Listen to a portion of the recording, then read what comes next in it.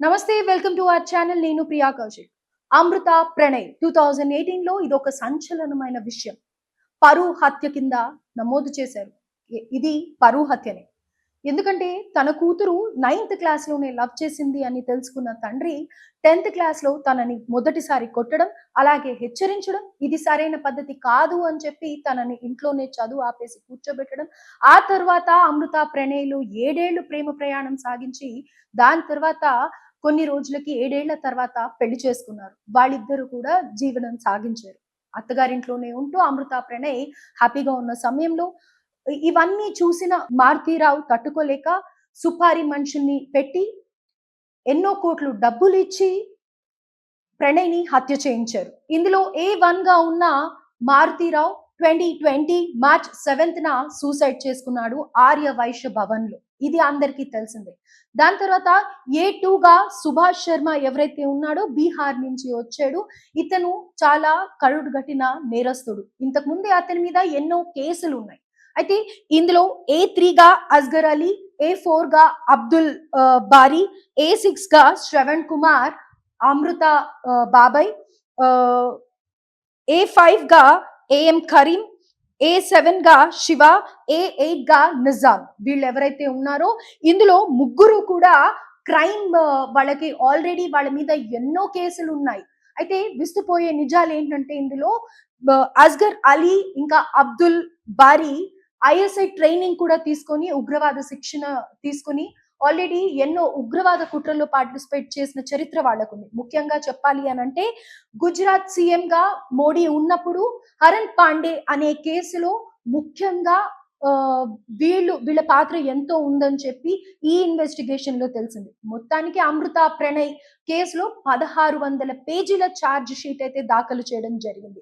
5 సంవత్సరాల 9 నెలల పాటు ఈ కేసులో ఎన్నో విస్తుపోయే నిజాలు, ఎన్నో అవకతవకలు చేసే సందర్భాలు ఉన్నప్పటికీ అప్పటి ఎస్పీ రంగనాథ్ గారు ఎంతో చాకచక్యంగా, అలాగే బాలస్వామి అమృత వాళ్ళ మామగారు, అదే ప్రణయ్ వాళ్ళ తండ్రి ఎవరైతే ఉన్నారో ఆయన నుంచి తీసుకున్న ఆధారాలు, అలాగే అమృత దగ్గర నుంచి తీసుకున్న ఆధారాలు ఎక్కడ కూడా డైవర్షన్ అవ్వకుండా ఈ కేసు ఉండేలాగా చూసుకొని అప్పటి ఇన్వెస్టిగేషన్ ఆఫీసర్స్ కానీ, అక్కడ పనిచేస్తున్న డీసీపీ కానీ, లేకపోతే ఇంకా వేరే ఎవ్వరైనా కానీ ఎంతో ఓపిక్గా కేసు డైవర్ట్ కాకుండా ఎన్నో నిజాల్ని సేకరించి, అలాగే టెక్నికల్ గా కానీ లేకపోతే అక్కడ ఉండే వాళ్ళని కూడా దోషులు ఎవరైతే ఉన్నారో వాళ్ళని కూడా కొన్ని కోట్ల లావాదేవీ జరిగింది కాబట్టి మీకు అందరికీ తెలుసు అమృత వాళ్ళ తండ్రి వ్యాపారస్తుడు.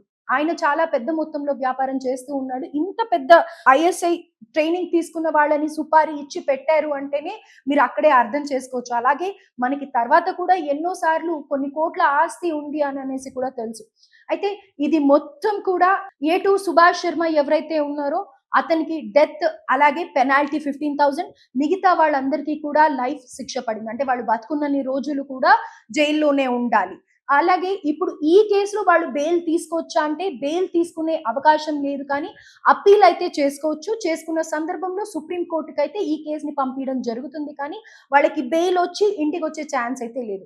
అయితే 2020లో అమృత తండ్రి మారుతీరావు అమృతని ఎన్నో సార్లు కూడా తనని కన్విన్స్ చేయాలని చూసుకున్నారు. ప్రెగ్నెన్సీ వచ్చింది అని తెలిసిన తర్వాత కూడా అది టర్మినేట్ చేయాలి అని అనుకున్నారు. దాని నుంచి తప్పించుకోవటానికి అమృత కూడా ఆ డేట్స్ వేరేగా చెప్పడం, 5th మంత్ కూడా అయిపోయింది అని చెప్పడం, ఇలా ఎంతో తన వంతు ప్రయత్నం తను చేసింది. కానీ మారుతీరావు ఎక్కడ ఆగలేదు.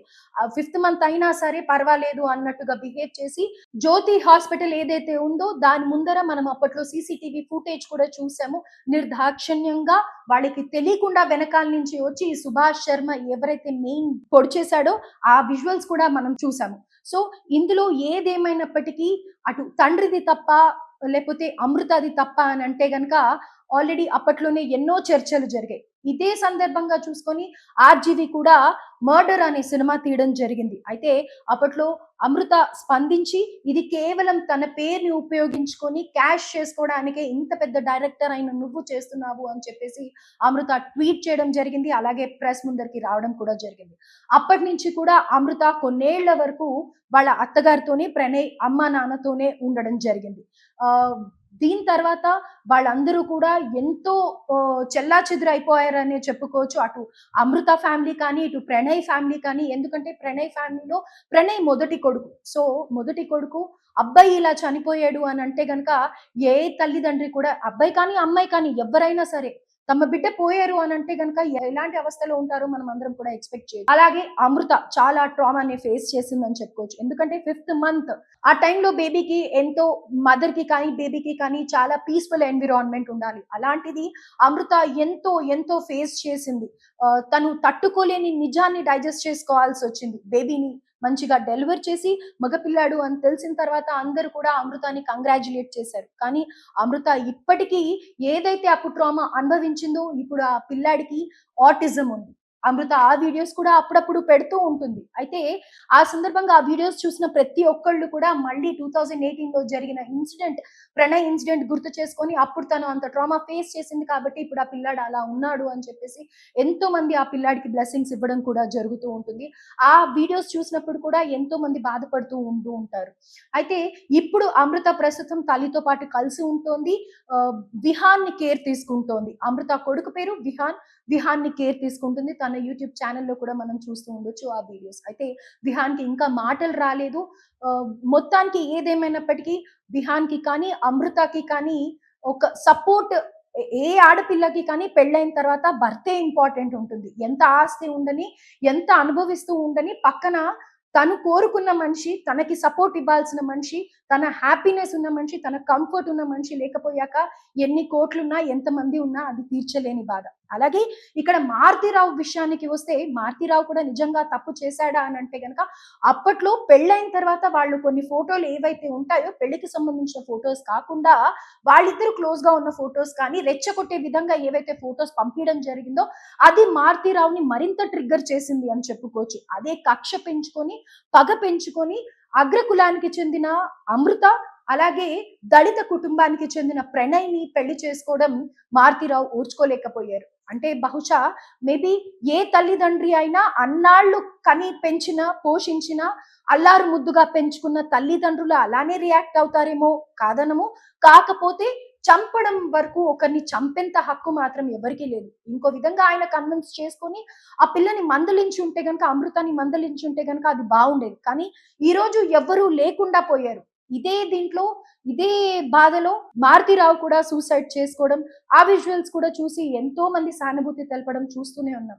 కానీ ఏదేమైనప్పటికీ ప్రేమించిన తర్వాత, పెళ్లి చేసుకున్న తర్వాత పిల్లల్ని సుఖంగా ఉండాలని కోరుకోవాలి కానీ కులమో లేకపోతే అంతస్తో అని చూడొద్దు. అంతస్తు మీకుంది, ఆస్తి మీకుంది. ఇది చెప్పేవాళ్ళం మేము ఎంతగానో చెప్తాం కానీ, అనుభవించే వాళ్ళకి తెలుస్తుంది అని అంటారు. ఎగ్జాక్ట్‌లీ. కాకపోతే ఒకరిని చంపే హక్కు గాని లేకపోతే వాళ్ళని హింసించడం కానీ ఎవరికీ లేదు. ఇప్పుడు ఎవరు మిగలకుండా పోయారు. ఎవరికీ జీవితం అనేది లేకుండా పోయింది. ఏదేమైనప్పటికీ ఇదంతా కేస్‌కి సంబంధించి అమృత ఎలా రెస్పాండ్ అవుతుందో, అలాగే అమృత, ప్రణయ్ వాళ్ళ అమ్మగారు కానీ, నాన్నగారు కానీ ఎలా రెస్పాండ్ అవుతారో వేచి చూడాల్సి ఉంది. అండ్ అమృతకి మంచి జీవితం ఉండాలని, విహాన్ తొందరగా ఆటిజం అనే